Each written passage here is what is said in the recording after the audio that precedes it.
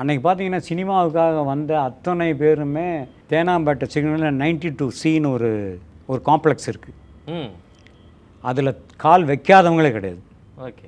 இன்றைக்கி இருக்கிற ஃபெமிலியர்ஸ் நான் சொல்கிறது 50 வயசுக்கு உண்டான அத்தனை பேருமே அங்கே கால் வச்சு வந்தவங்க தான், இன்க்ளூடிங் மைசெல்ஃப்.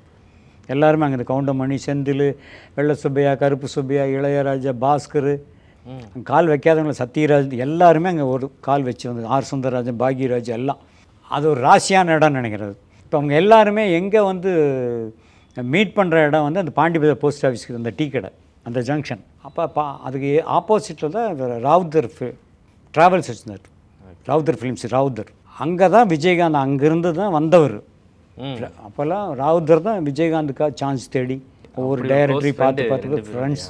அவர் தான் அடித்தளம் அமைத்தது வந்து ராவுதர் தான். அவர் விஜயகாந்தை பொறுத்த வரைக்கும் என்ன அப்படின்னா, நான் முதல்ல ஷூட்டிங்கில் போய் பார்க்கும்பொழுது வைதேகி காத்திருந்தார்.